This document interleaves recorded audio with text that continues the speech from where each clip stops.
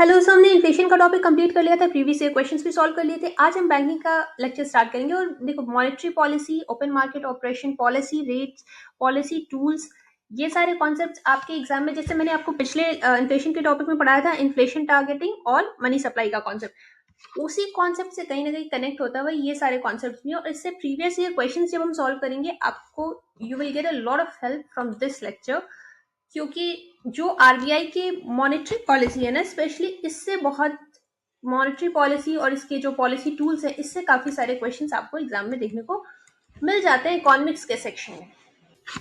Monetary policy is announced by the RBI on the advice of MPC and it is announced bi-monthly. Bi-monthly का क्या मतलब होता है? मतलब हर 2 महीने बाद RBI मॉनेटरी पॉलिसी अनाउंस करती है on the advice of monetary policy committee. Monetary policy committee क्या है? 6 members statutory body consisting of nominated members from the RBI and Ministry of Finance in equal numbers. RBI governor as the chairman is the casting vote power. मतलब ये जो monetary policy committee है, इसमें equal number of members RBI भी nominate करती है और ministry of finance भी नॉमिनेट करती है, और ये सारे नॉमिनेटेड मेंबर्स ही होते हैं। और जो आरबीआई के गवर्नर होते हैं वो इसके चेयरमैन होते हैं।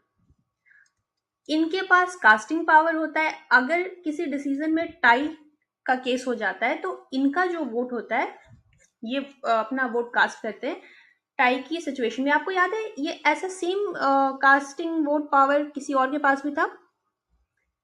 एग्जैक्टली पॉलिटी में ये हमने पढ़ा था स्पीकर के, लोकसभा के जो स्पीकर होते हैं उनके पास भी ऐसा सेम कास्टिंग वोट पावर होता है। टाई की सिचुएशन में वो भी वोट कास्ट कर सकते हैं। फर्स्ट राउंड में वो नहीं करते हैं, बट अगर टाई का कोई सिचुएशन हो जाता है तब वो भी अपना वोट कास्ट कर सकते हैं।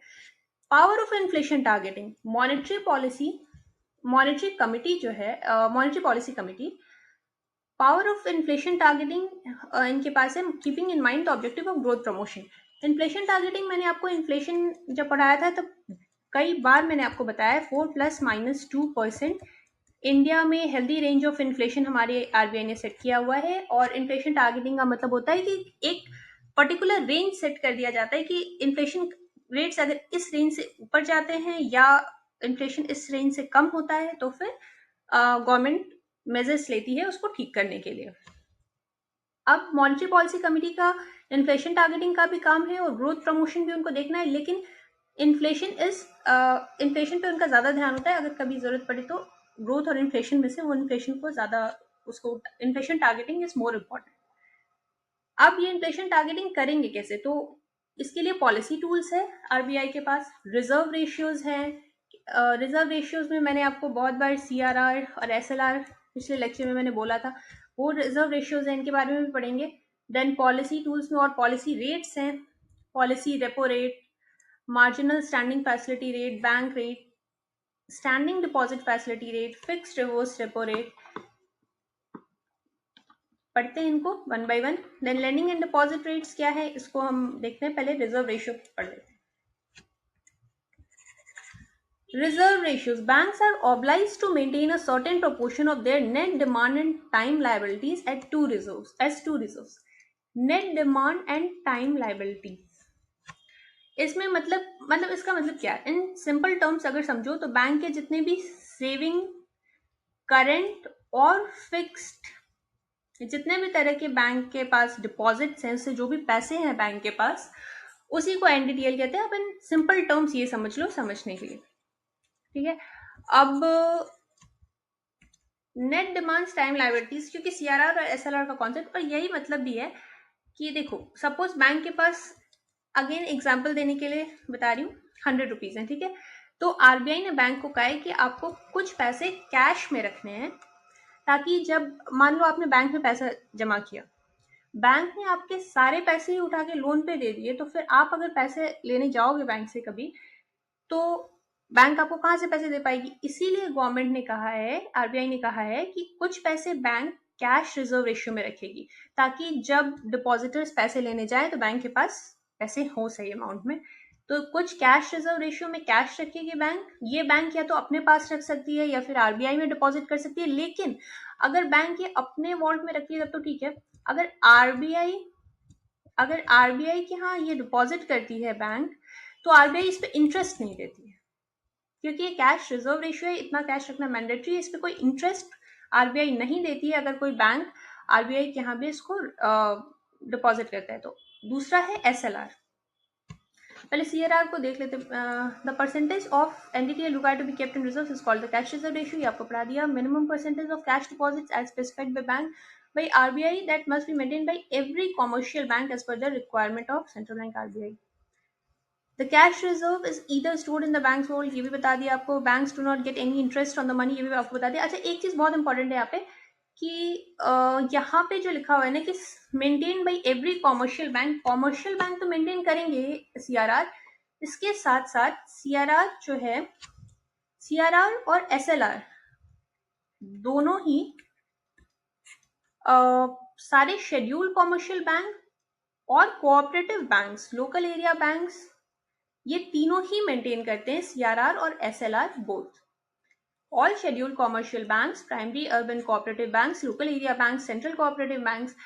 तो ये आपको ध्यान में रखना है कि सारे शेड्यूल्ड कॉमर्शियल बैंक्स भी और कोऑपरेटिव बैंक्स भी और लोकल एरिया बैंक्स भी, सबको सीआरआर और एसएलआर मेंटेन करना होता है, ये प्लीज ध्यान में रखिएगा, दैट्स इंपॉर्टेंट।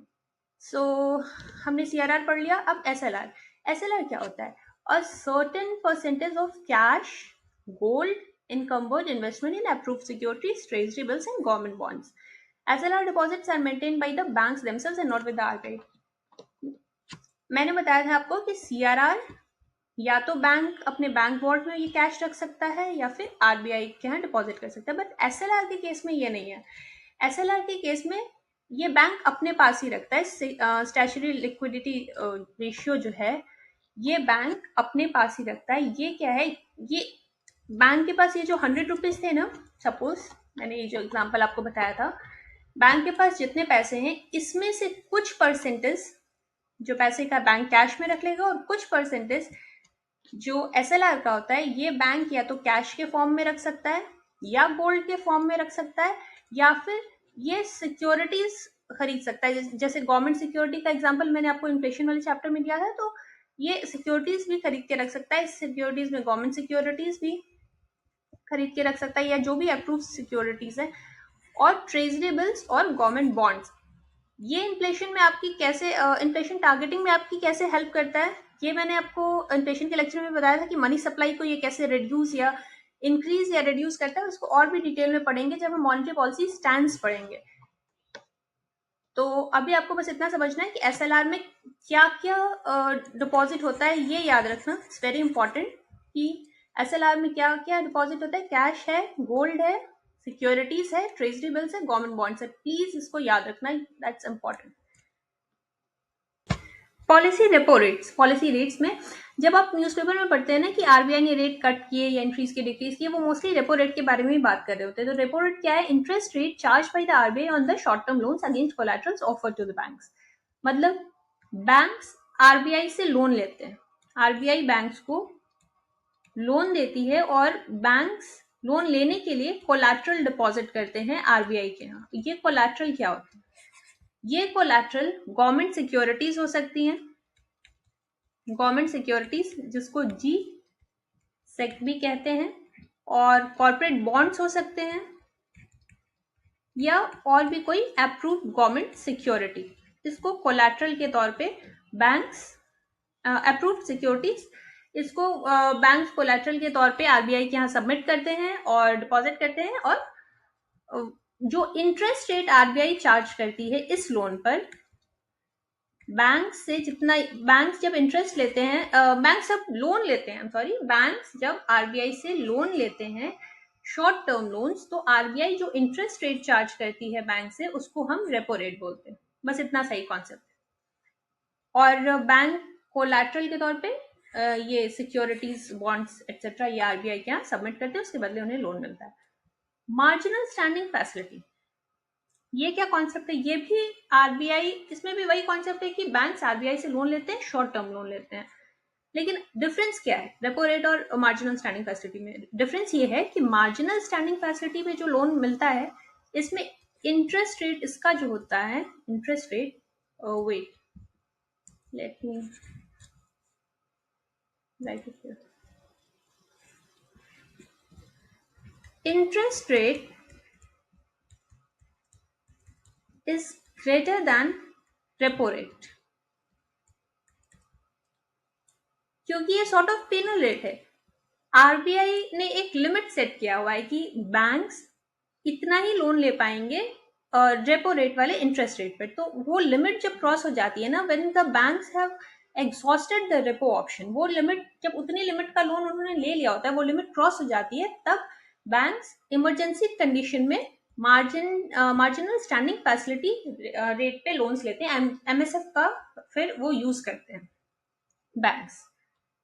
तो एक जो बहुत इंपॉर्टेंट डिफरेंस है इन दोनों में, पॉलिसी रेपो रेट के वक्त जो कोलैटरल, रेपो रेट पे जब लोन लेने के लिए कोलैटरल हमने देखा था कि ये सिक्योरिटीज कोलैटरल रहती हैं। यहाँ पे एक है कि एसएलआर में जो हमने सिक्योरिटीज रखी थी, गवर्नमेंट सिक्योरिटीज या फिर जो भी अप्रूव्ड सिक्योरिटीज, वो रेपो रेट पे लोन लेने के वक्त यूज नहीं की जा सकती है। ये बहुत इंपॉर्टेंट कॉन्सेप्ट है, आप प्लीज याद रखिएगा। एमएसएफ और रेपो रेट के बीच का डिफरेंस, मतलब ये बहुत इंपॉर्टेंट पॉइंट है। वेट,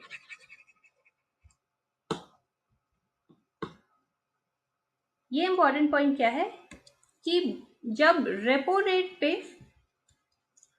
लोन्स ले रहे होते हैं बैंक्स, तो एसएलआर की जो सिक्योरिटीज होती हैं उसको एज कोलैटरल नहीं रख सकते। लेकिन जब एमएसएफ पे लोन ले रहे होते हैं, क्योंकि ये तो इमरजेंसी में ले रहे होते हैं और ऑलरेडी ये इंटरेस्ट रेट ज्यादा दे रहे होते हैं, पेनल रेट, तो इमरजेंसी सिचुएशन में ले रहे होते हैं, तो एसएलआर की जो जी सिक्योरिटीज हैं इस पे इसको कोलैटरल बैंक रख सकते हैं। कोलैटरल के तौर पे इसको डिपॉजिट या सबमिट, जो भी आप कह लो, बैंक्स एसएलआर वाले गवर्नमेंट सिक्योरिटीज को भी यहाँ पे कोलैटरल रखते हैं। तो बस इतना कॉन्सेप्ट था पॉलिसी रेपो रेट और एमएसएफ का, ये एक डिफरेंस था इनका। अब बैंक रेट क्या होता है, ये दोनों तो शॉर्ट टर्म लोन्स थे। अच्छा, रेपो रेट में ना ये आपको इन शॉर्ट रेपो रेट का यही इतना ही आपके एग्जाम में इंपॉर्टेंट है। बाकी रेपो रेट में भी लॉन्ग टर्म रेपो रेट भी होता है, long term targeted repo rate भी होता है, बट वो आपके एग्जाम के लिए इतना इंपॉर्टेंट है नहीं। आपको बस इतना याद रखना है, ये शॉर्ट टर्म वाला रेपो रेट, बिकॉज यही ज्यादातर एग्जाम्स में आता है। और हम प्रीवियस ईयर क्वेश्चन भी जब सॉल्व करेंगे तो मोस्टली इसी से अगर क्वेश्चन होंगे भी तो इसी से रिलेटेड होंगे। अगर वो लॉन्ग टर्म वाले के बारे में आपसे प्रीवियस ईयर क्वेश्चन में कहीं पूछेगा तो मैं पढ़ा दूंगी, वैसे वो इंपॉर्टेंट है नहीं, इसलिए बस इतना ही आप पढ़ लो। ये repo rate short term loans वाला और ये एमएसएफ। और बैंक रेट अब देखते हैं, interest rate which is charge by the RBI on its long term loans offered to banks.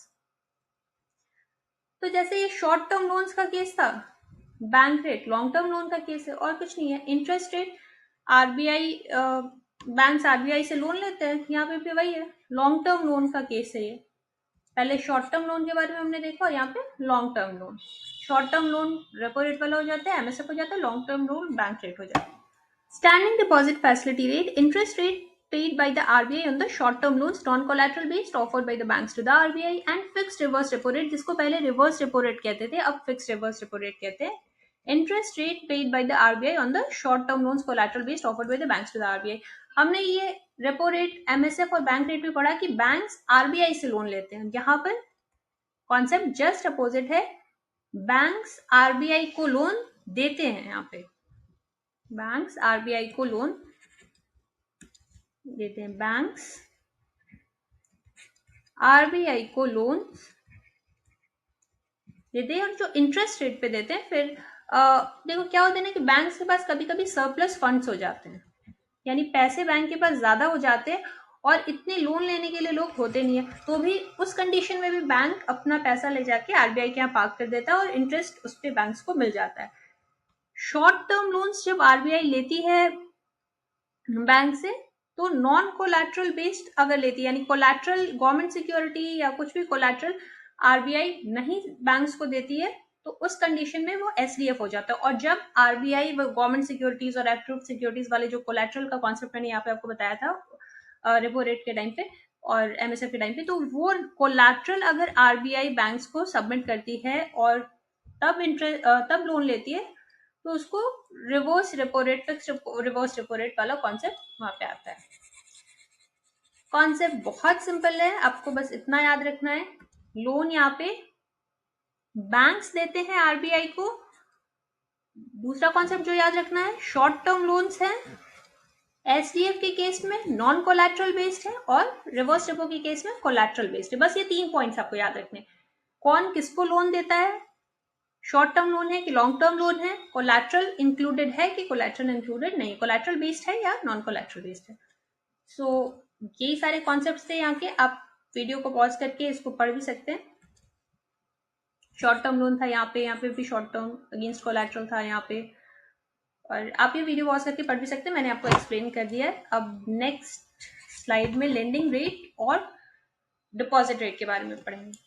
Fixed by the lending rate and deposit rate fixed by the banks linked to the reserve ratios and policy rates of the RBI. Base rate, minimum rate of interest। देखो lending and deposit rate का क्या मतलब है। lending rate का मतलब banks जब किसी को लोन देते हैं तो उस पे जो इंटरेस्ट रेट वो बैंक्स चार्ज करते हैं, that's known as deposit rate, sorry lending rate. जब बैंक लोन्स देते हैं तो उस पे जो इंटरेस्ट रेट चार्ज करते हैं उसको लेंडिंग रेट कह देते हैं। और जो आपको आपके सेविंग अकाउंट पे या फिर आपके आप जो एफडी करते हो सेविंग अकाउंट जो भी आप डिपॉजिट करते हो उस पर बैंक आपको जो इंटरेस्ट रेट देती है उसको डिपॉजिट रेट कहते हैं। तो अब ये लेंडिंग और डिपॉजिट रेट अपने बैंक्स खुद से फिक्स करते हैं, ये आरबीआई नहीं फिक्स करती, ये बैंक्स अपने अपने खुद से फिक्स करते हैं। लेकिन ये आरबीआई के जो रिजर्व रेशियो है और पॉलिसी रेट्स है उससे लिंक्ड होते हैं। यानी इसीलिए तो आरबीआई जब रेट कट करती है, इंक्रीज करती है या डिक्रीज करती है तो उसका इम्पैक्ट आपको लोन्स के इंटरेस्ट रेट पे भी देखने को मिलता है और डिपॉजिट्स के भी रेट पे आपको देखने को मिलता है, इंटरेस्ट रेट पे। ये सेम कॉन्सेप्ट, ये इसी से रिलेटेड एक कॉन्सेप्ट है मॉनेटरी ट्रांसमिशन का।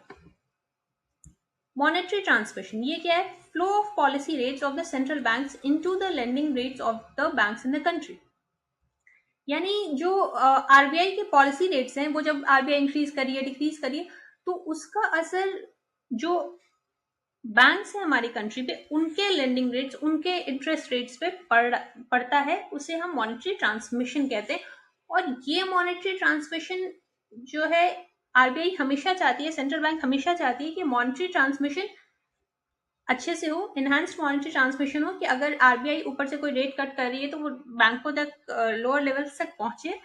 और ये अगर लोअर मॉनेटरी ट्रांसमिशन होता है तो उसके लिए आरबीआई कुछ क्योर्स निकालती है। जैसे कि जब लोअर मॉनेटरी ट्रांसमिशन हो गया था तो आरबीआई ने एमसीएलआर और ईबीएलआर जो यहाँ पर एक्सप्लेन्ड है, marginal cost of fund based lending and external benchmark based lending rate, RBI ने ये मेजर्स लेकर आई थी RBI to enhance monetary transmission. I hope आपको मॉनेटरी ट्रांसमिशन का कॉन्सेप्ट समझ में आ गया था। मॉनेटरी ट्रांसमिशन का कॉन्सेप्ट बस इतना है कि जब आरबीआई अपनी तरफ से रेट कट करती है तो उसका असर लोअर लेवल पे भी बैंक्स में ग्राउंड लेवल पे दिखना चाहिए, that's known as monetary transmission.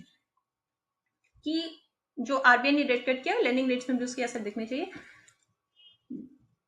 तो इसको एनहांस करने के लिए आरबीआई ने एमसीएलआर और ईबीएलआर जैसे मेजर्स लाए थे। 2018 से ये एमसीएलआर ईबीएलआर था, लेकिन बैंक सिर्फ एक्सटर्नल बेंचमार्क बेस्ड लेंडिंग वाला कॉन्सेप्ट यूज कर रहे हैं, ईबीएलआर।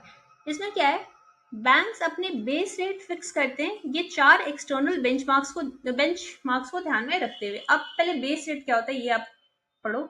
बेस रेट मतलब minimum rate of interest which banks can charge on loans they offer decided और reviewed by the banks themselves. यानी जब बैंक किसी को लोन देते हैं तो मिनिमम इंटरेस्ट रेट वो जितना चार्ज करेंगे लोन पे, मिनिमम इंटरेस्ट रेट वो लोन पे जो चार्ज करेंगे उसको बेस रेट कहते हैं। और अगेन जैसे यहाँ पे हमने पढ़ा कि लेंडिंग और डिपॉजिट रेट बैंक्स अपने अपने खुद डिसाइड करते हैं, आरबीआई उनके डिसाइड नहीं करती है, बट वो लिंक्ड होते हैं आरबीआई के रेट से। वही चीज यहाँ लिखी है कि base rate minimum rate of interest तो है और ये बैंक्स खुद डिसाइड या रिव्यू करते हैं। अब यहाँ पे क्या पढ़ रहे थे कि external bench mark based lending, bank जब इस टूल को यूज करती है तो 4 एक्सटर्नल बेंचमार्क्स को ध्यान में रखती है अपने लेंडिंग और अपने लेंडिंग रेट्स को फिक्स करते वक्त। बैंक रेपो रेट को ध्यान में रखती है, 91 डे ट्रेजरी बिल यील्ड को ध्यान में रखती है और 182 डे ट्रेजरी बिल यील्ड और भी अगर कोई बेंचमार्क है financial benchmark India private limited की तरफ से, तो उसको ध्यान में रखिए। ये 4 एक्सटर्नल बेंचमार्क्स हैं।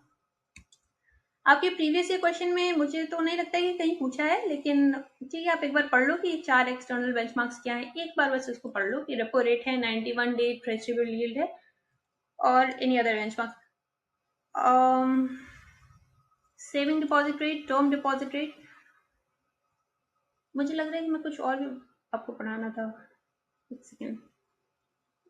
हाँ, ये आपको बताना था कि यहाँ पे मैंने जो गवर्नमेंट सिक्योरिटी आपको बताया था ना कि कोलैटरल में गवर्नमेंट सिक्योरिटी, तो गवर्नमेंट सिक्योरिटी और इसके साथ ट्रेजरी बिल्स भी आ जाते हैं। बहुत ऑब्वियस था, तो मैं ऐसे भूल गई थी बताना कि जब कोलैटरल्स की हम बात करते हैं ना, तो यहाँ पे जब हम गवर्नमेंट सिक्योरिटीज की बात करते हैं, जब हम अप्रूव्ड सिक्योरिटीज की बात करते हैं, कॉर्पोरेट बॉन्ड्स की बात करते हैं, साथ ही साथ ट्रेजरी बिल्स की भी हम यहाँ पे बात कर लेते हैं। कोलैटरल में ट्रेजरी बिल्स भी आ जाते हैं। बस इतना सा कॉन्सेप्ट वहाँ पे ऐड करना था। और ये हमने पढ़ लिया। सेविंग डिपॉजिट रेट क्या है? अगेन बहुत सिंपल है। Interest rate which banks offer on the saving deposits. Term deposit interest rate which banks offer on the time deposits. Fractional reserve banking. अच्छा, ये टाइम डिपॉजिट आपको समझ में आता है? टाइम डिपॉजिट जो आप एफडी करते हो बैंक में, फिक्स डिपॉजिट, एक फिक्स टाइम के लिए आप करते हो कि इतने टाइम तक आप वो डिपॉजिट बैंक में रखोगे, फिर बैंक आपको इतना इंटरेस्ट रेट देगा, तो उसको टाइम डिपॉजिट कहते हैं। और बाकी ये जो आपका सेविंग अकाउंट होता है और करंट अकाउंट होता है, वो टाइम डिपॉजिट नहीं होता है। ठीक है, उसको टाइम डिपॉजिट नहीं कहते हैं, उसको कहते हैं डिमांड डिपॉजिट। ठीक है, ये आपका टाइम डिपॉजिट हो गया। ये सेविंग डिपॉजिट रेट आपने देख ही लिया। फ्रैक्शनल रिजर्व बैंकिंग, ये कॉन्सेप्ट मैंने आपको लेक्चर के स्टार्टिंग में शायद थोड़ा सा बताया था, यहाँ पे डिटेल में एक्सप्लेन करते हैं। Fractional reserve banking, system of banking in which banks keep only a part of the deposits they mobilize as reserve and use the rest of it to offer loans. मतलब वही वाला concept है जो हमारे country में है कि bank के पास जितने डिपॉजिट्स हैं, एनडीटीएल हैं जो बैंक के पास, इसमें से कुछ पार्ट बैंक अपने पास रखती है। सिस्टम ऑफ बैंक की only a part of the deposits, कुछ पार्ट अपने पास बैंक रखती है और बाकी जो है वो लोन्स ऑफर कर देती है, लोन्स दे देती है लोगों को। हमारी कंट्री में भी तो यही है ना, फ्रैक्शनल रिजर्व बैंकिंग का कॉन्सेप्ट। कुछ पार्ट बैंक अपने पास रखती है, सीआरआर, एसएलआर, और बाकी लोन्स पे दे देती है।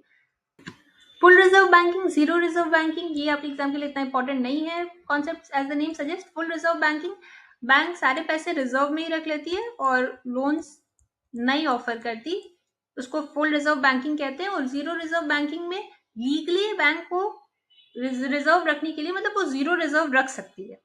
थियोरेटिकली तो यही कॉन्सेप्ट है कि बैंक रिजर्व नहीं रखती, सारे लोन में दे देती है, बट इन रियलिटी ऐसा नहीं होता। ये सिस्टम बहुत सारे अभी यूएसए में, यूके में और भी बहुत सारे कंट्रीज में, मतलब ये सिस्टम है, न्यूजीलैंड, कनाडा वगैरह में, जीरो रिजर्व बैंकिंग का।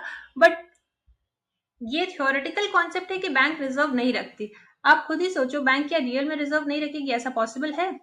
इन रियलिटी, प्रैक्टिकली अगर हम सोचें, अगर आप बैंक में पैसे जमा करके अपने रखते हो, डिपॉजिट करके रखते हो, फिर आप कभी विड्रॉ करने के लिए जाओगे, तो अगर बैंक सारे पैसे लोन पे ही दे चुकी होगी, तो आपको पैसे कहाँ से दे देगी? तो ऑब्वियसली वो भी रिजर्व अपने रखते हैं बैंक्स, बट उन्हें लीगली बाइंडिंग नहीं है, तो उसे जीरो रिजर्व बैंकिंग कहते हैं। थ्योरेटिकली तो यही है कि बैंक रिजर्व नहीं रखती, बट आपको ये आपके एग्जाम के लिए इतने इंपॉर्टेंट कॉन्सेप्ट्स नहीं है। बैंक रन, ये जब बहुत सारे डिपॉजिटर्स एक साथ बैंक से पैसा विड्रॉ करने के लिए पहुंच जाएं, लार्ज नंबर ऑफ डिपॉजिटर्स, तब बैंक रन का केस हो जाता है और बैंक फेलियर का भी केस हो जाता है। बैंक, क्योंकि आप खुद देखो ना कि बैंक सीआरआर, एसएलआर में भी तो पैसे रख रहा था, लेकिन उसके अलावा बाकी सारे पैसे लोन्स पे भी तो दे रहा था। तो अगर सारे डिपॉजिटर्स या बहुत सारे डिपॉजिटर एक साथ बैंक के यहाँ पहुंच जाएंगे अपने डिपॉजिट्स विड्रॉ करने के लिए, तो बैंक के पास इतने पैसे कहाँ से आएंगे एट द मोमेंट? तो बैंक फेलियर का भी केस हो जाता है। ऐसा कब देखा गया था? रिसेशन के केस में ऐसा देखा जाता है, डिप्रेशन के केस में, ग्रेट डिप्रेशन के केस में, और जो ग्लोबल फाइनेंशियल क्राइसिस आई थी 2007 और 8 में, तब भी देखा गया था। और कभी कभी किसी बैंक के बारे में कुछ न्यूज आ जाती है कि लोन्स मतलब एनपीएस का केस, जैसे बहुत सारे आप न्यूज़पेपर में पढ़ते हो, अभी एक रिसेंटली एक कोऑपरेटिव बैंक का भी हुआ था केस कि एनपीए का केस था, बैड डेब्ट्स का केस था। तो उस केस में लोगों के अंदर डर बैठ जाता है, तो लार्ज नंबर ऑफ डिपॉजिटर्स अपने डिपॉजिट्स विड्रॉ करने के लिए बैंक जाने लगते हैं, और उस केस में बैंक फेलियर का खतरा, बैंक रन का केस बिल्कुल हो जाता है। क्योंकि जब सारे डिपॉजिटर्स या बहुत सारे डिपॉजिटर्स एक साथ जाएंगे तो बैंक कहाँ से इतने पैसे ले आएगी तुरंत से, लोन भी तो दे रखे हैं ना बैंक्स ने। अब मॉनेटरी पॉलिसी स्टैंड्स, ये कॉन्सेप्ट इन डिटेल आपको मनी सप्लाई ये कॉन्सेप्ट से ये कनेक्ट हो जाता है, और यहाँ पे ये एक्सपेंशनरी और कॉन्ट्रैक्शनरी और ये हॉकिश मॉनेटरी पॉलिसी कहते हैं, expansionary monetary policy, contractionary monetary policy. इससे काफी बार प्रीवियस ईयर क्वेश्चंस में मैंने क्वेश्चंस देखे हैं यूपीएससी के डिफरेंट एग्जाम्स में। तो ये सारा आपको डिटेल में नेक्स्ट लेक्चर में एक्सप्लेन करेंगे कि यहाँ पे मनी सप्लाई का कॉन्सेप्ट और रेट, मनी सप्लाई हाँ, मनी सप्लाई, पॉलिसी रेट्स और पॉलिसी टूल्स यानी कि जो रिजर्व रेशियोज थे, और पॉलिसी टूल्स यानी कि जो रिजर्व रेशियोज वगैरह थे, और पॉलिसी रेट्स दोनों, इनका क्या इफेक्ट पड़ता है इंटरेस्ट, मतलब मनी सप्लाई पे क्या इफेक्ट पड़ता है पॉलिसी रेट्स का और पॉलिसी टूल्स का, जो कि मैंने आपको इन्फ्लेशन के लेक्चर में भी बार बार समझाया था, लेकिन यहाँ पर ज्यादा डिटेल में एक्सप्लेन करके और मॉनेटरी पॉलिसी स्टैंड्स को हम समझेंगे नेक्स्ट लेक्चर में। तो तब तक के लिए आप आज जो भी आपने पढ़ा उसको आप रिवाइज कर लेना।